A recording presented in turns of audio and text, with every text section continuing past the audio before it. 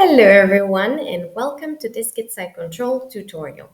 In this video, I'll show you how to create an age verification pop-up for your website. So first things first, I'm going to click Create Widget and select a template from the template gallery. I'm going to go to the Use Cases section so that it's easier for me to find the kind of pop-up that I need. And I'm going to look for the age verification section. Here it is. I'll choose one of these three templates, this one for example. Now, from the Design tab, you can proceed to customize the template however you prefer. You can enter your own copy, you can change the colors from the theme section. Here it is. You can change background color, the text, button, and so on. And you can also change the image. You can browse images from the built-in gallery, or you can upload your own image from your website. Now, what makes this pop-up special? Why is it considered an age verification pop-up? So you may notice that first, it's a full screen, and also it has no close button. So people are forced to click this button to proceed to see your website. And why there is no close button? Because a piece of CSS code has been added to the CSS editor, this piece of code.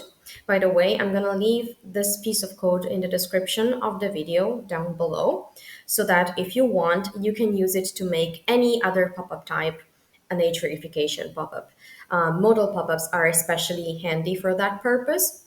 So if you want, you can create your own modal pop-up with your own text and image, and then hide the close button so that it becomes an age verification pop-up and people need to go through the pop-up to actually see your website. Otherwise, the pop-up won't go away. So second characteristic of this pop-up, the field is required. So people cannot just click continue and not select I'm over 18. One last thing, the button submits the widget and closes it so people can proceed to your website.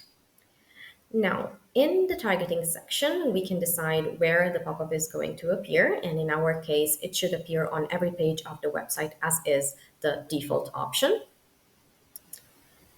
And down here, we have the stop displaying widget conditions. So at the moment, the pop-up stops appearing for 1 day after the user closed it. I would like to add a different condition. I want it to stop appearing forever after people have submitted it. So this is the condition that I'm going to add, and I'm going to remove the default condition. Now I'll proceed to save and close my widget and activate it on my website. And that's it. Now go create your own age verification pop-up for your website.